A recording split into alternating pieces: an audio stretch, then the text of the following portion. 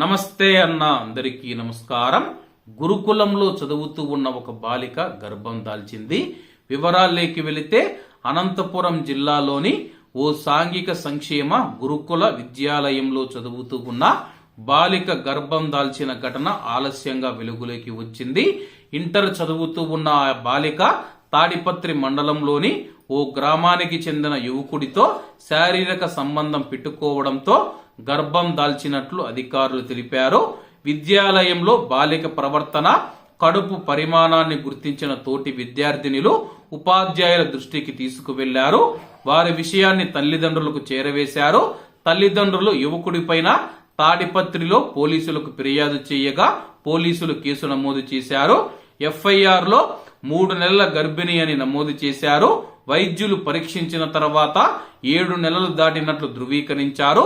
ఈ విషయాన్ని కలెక్టర్ దృష్టికి కూడా తీసుకువెళ్లడంతో విచారణ చేయిస్తూ ఉన్నట్లు తెలిపింది. గర్భ విచ్ఛితి చేయిస్తే బాలిక ప్రాణానికే ముప్పు ఉంటుందని చెప్పేసి వైద్యులు సూచించారు. కళాశాల ప్రిన్సిపల్ మాత్రం అలాంటి సంఘటన ఏమీ జరగలేదని కప్పిపుచ్చే ప్రయత్నాలు చేస్తూ ఉన్నారు.